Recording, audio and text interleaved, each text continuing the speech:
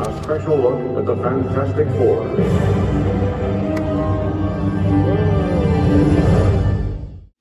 Welcome back, everyone. It's Charlie. Marvel released the new Fantastic Four Comic-Con trailer. There's a ton of footage here. We got our first teaser of what Galactus is going to actually look like, and he looks way more comic book accurate than the Space Cloud version from the Chris Evans Fantastic Four movies. There's so much new footage. We'll just start at the beginning of the trailer and go through shot by shot, talking about Easter eggs, WTF moments, and it also sounds like, based on what Marvel has said, Robert Downey Jr.'s Doctor Doom might be coming from their universe too. Because the first time we're supposed to see him in the movies as his Doctor Doom will be in the Fantastic Four movie post-credit scene, which makes sense. Avengers 5 is now just being called Avengers Doomsday, coming out under a year after the Fantastic Four movie. If you're brand new to the channel, be sure to subscribe to get all the videos. There's a bunch of Comic-Con trailers that I'm still trying to work through, so I'll try to do videos for those like the Thunderbolts trailer and the new Captain America Brave New World trailer after this too.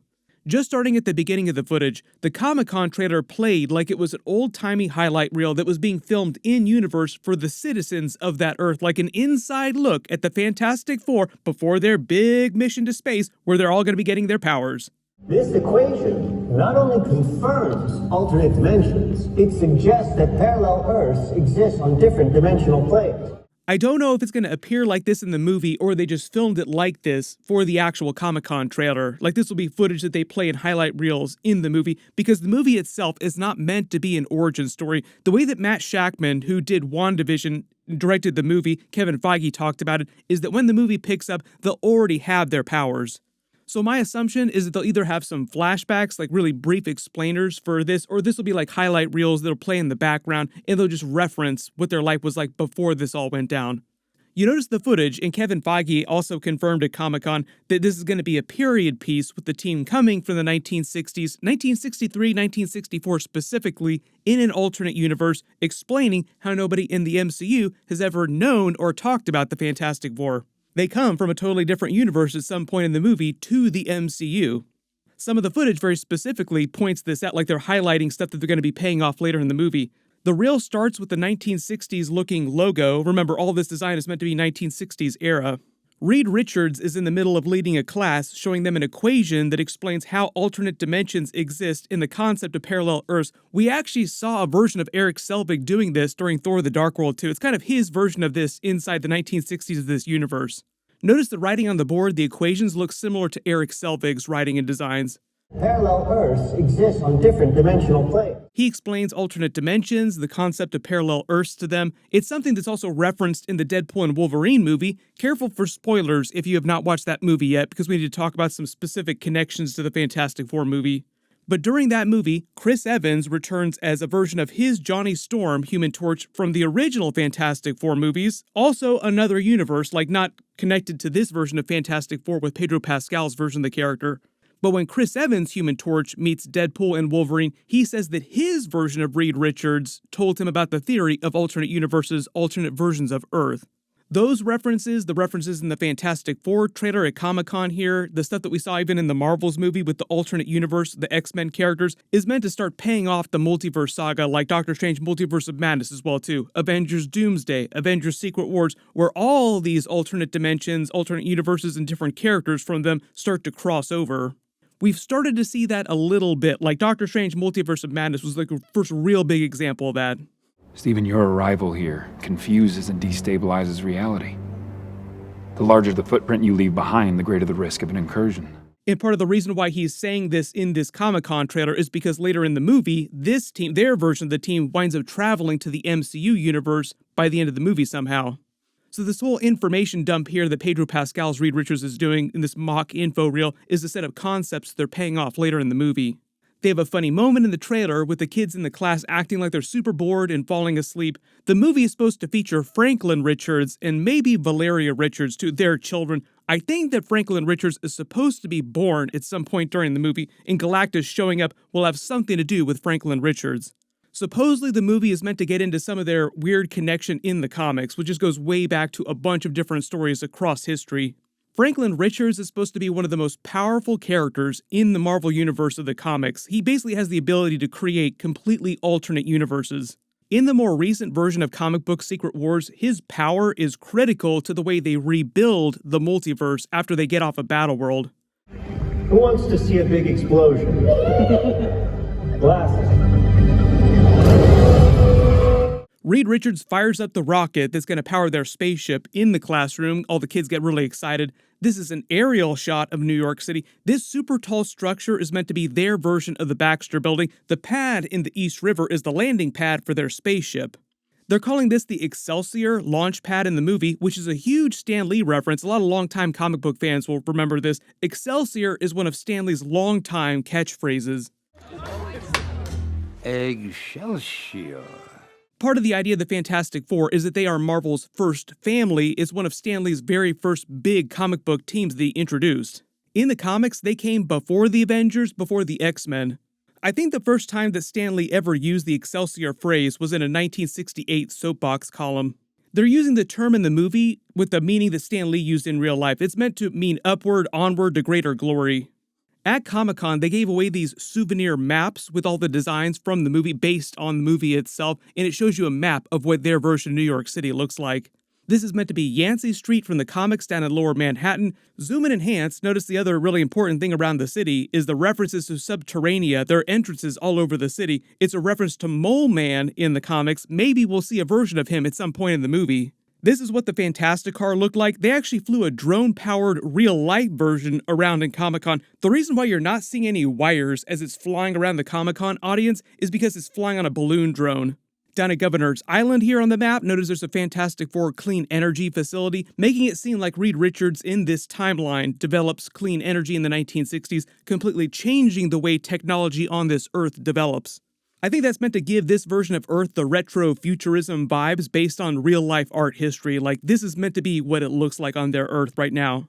We see footage of them suiting up in their spacesuits, powering up their rocket. Reed Richards calls Ben Grimm the best pilot in the world, who jokes he's the best looking. That's meant to be a bit of an ironic twist because he becomes the Thing and then thinks he's the most hideous thing on planet Earth. You probably recognize Eben Moss-Bachrach. He also played Micro during the Punisher series. He's also fantastic, to make a Fantastic Four pun on the bear. I'm pretty sure that this means that he will not return as his version of Micro, though. Totally happy to see him as the Thing now in the MCU. Like, this is a huge upgrade for him. He actually said that they're doing his version of the Thing motion capture like they did with Beast recently in the Marvel's post-credit scene, and obviously Mark Ruffalo's version of the Hulk, and now Red Hulk too, because we have Harrison Ford Red Hulk. He actually said Mark Ruffalo helped him learn to work with the motion capture of it all too, because Mark Ruffalo has probably done more motion capture than any other actor in the Marvel Universe. You hear Sue Storm showing them around the Baxter Building, showing them where the kitchen is to these reporters. He says Sunday every week on the dot, emphasizing the family aspect of the team. Notice the clothes they're wearing too. It seems like a lot of the movie will show footage of them from before their accident giving them powers. But like I said, most of the movie will not be an origin story. So like they'll already have their powers pretty early in the movie. When he says no matter what, like we're all here no matter what for family dinner, that feels like a line they'll pay off later in the movie when things get real and Galactus shows up. They're not going to play this version of Johnny Storm as big of a butthole as Chris Evans' version of Johnny Storm. That was the whole joke of his character, is that he was a really big butthole. Deadpool even made fun of it extensively during the Deadpool and Wolverine movie. Very different personality from his version of Steve Rogers' Captain America. During the Comic-Con trailer, this is meant to be mission control with their spaceship lifting off from the launch pad, the Excelsior launch pad. You can see the camera pan around the actual spaceship itself.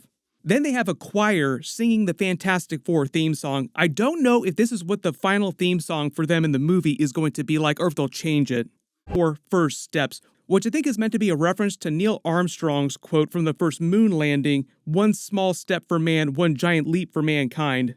You remember, though, in real life, that happened in 1969. This movie takes place in like the early 1960s, like late 1963, early 1964, just based on the first teaser they released with Lyndon B. Johnson on the cover of Time magazine. That was published in real life, like this is based on a real-life magazine after the Kennedy assassination, which happened in 1963. The magazine came out much later that year. Then, of course, this Fantastic Four Comic-Con trailer has a post-credit scene. Of course they would put a post-credit scene in a Comic-Con trailer, with Galactus showing up outside the windows of what looks like the Baxter Building on their version of Earth. Galactus just taking a peek inside the Baxter Building, looking to see where everybody is. Voyeur Galactus. Also notice that it's daytime on their Earth when he's doing this too. So Galactus is standing on Earth while this is happening, like he's probably leaning way down, like peeking inside the building. He probably has to kneel to do this. Like I said, I think part of the idea in the movie is that Galactus is interested in Franklin Richards, like he's the whole reason why he's peeking in the building here maybe.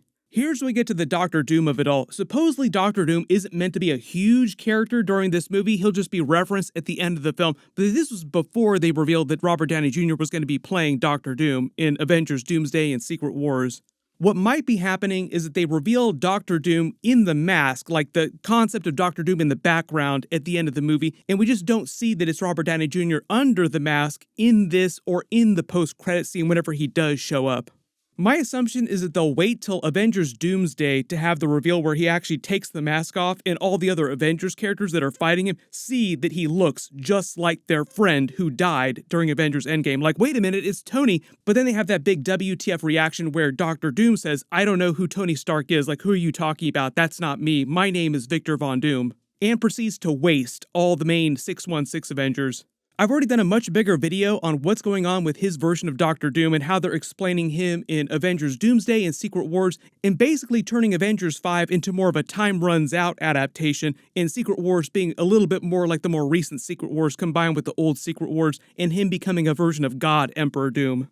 It makes a little more sense what they want him to do, like why they think he's so important, and he's kind of like the new version of Thanos inside the MCU, like the overarching villain that's the big boss that everybody's trying to stop. The difference with his character though, like he said during the Comic-Con teaser when they revealed him, he said new mask, same task. The same task is basically saving the multiverse, so the idea I think is that in Avengers Doomsday, he thinks he's doing something to save the multiverse, but in doing so, winds up doing a lot of what comic book Time Runs Out Doctor Doom does, destroying other universes in order to preserve what he thinks is left of the multiverse. So part of the idea is that he comes to the 616 universe and says, your universe has to die in order for the multiverse to survive, and the main Avengers are like, no, we're not going to let that happen. Thus the conflict with his character, with him turning into more of a version of God Emperor Doom in Secret Wars, and them having to stop him, like, no, you saved the Earth, but this is not right. Because it winds up turning into more of a version of Battleworld, kind of like The Void. Don't worry, that's kind of getting into the weeds on those movies, so once we get more details, I'll do more videos about that, just because there's still a lot of unanswered questions. For the most part, the Fantastic Four movie is just this self-contained movie in the 1960s of this alternate universe. They're really only connecting it to Avengers Doomsday and Secret Wars in like the post-credit scene, the very, very end of the movie. But everyone post all your reactions in the comments below. If you have any questions or there's any details or Easter eggs you spotted in the Comic-Con trailer that I didn't talk about in the video, write them below in the comments. I'll try to do a video for that Thunderbolts Comic-Con trailer in the next couple of days and the new Captain America Brave New World Comic-Con trailer. Everybody click here and here for both of my Robert Downey Jr. Doctor Doom videos and see the full Comic-Con announcement, like that full Comic-Con panel. Thank you so much for watching, and I'll see you guys in the next one.